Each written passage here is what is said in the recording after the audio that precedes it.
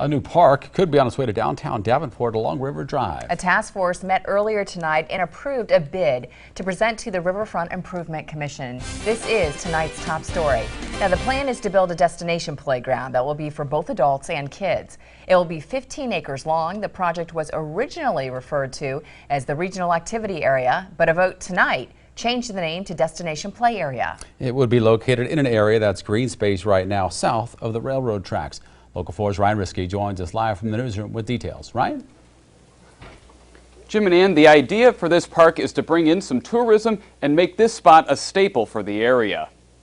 This would be a playground that would be viewed as a regional attraction. It would be the playground not only within the Quad Cities, but within the state of Iowa and several hours from here. Kyle Grip has spent a lot of time viewing other parks and seeing how they benefit from having a big attraction. He knows that having an area for kids can be a catalyst for building out the rest of the Main Street Landing. One of the things with Main Street Landing that we're trying to do is we're trying to activate the space. We're trying to get people down there. And as I've traveled around the country looking at our great parks, one thing I've noticed is that really great playgrounds bring a lot of people to them. Playgrounds bringing in a lot of people to them will also help out local businesses and drive in customers. That extra rush of customers would certainly be welcomed, as it has been a rough year for downtown businesses over the past year. These destination parks have had a huge economic impact on the area. Typically they leverage at least 10 times what the cost of the park is.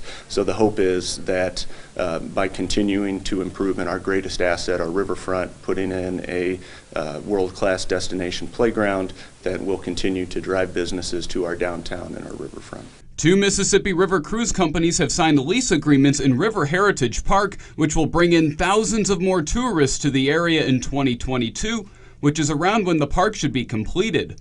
One important factor the task force has noted is that the park must be flood resilient. Any company that is bidding on this work is going to have a hydrologist on staff. This is going to have to comply with our long-term flood plan. And if you look at all of these great riverfront parks, Louisville, Pittsburgh, Cincinnati, they're all flood resilient. If the Riverfront Improvement Commission approves, then it will move forward to the City Council. In the newsroom, Ryan Risky, Local 4 News.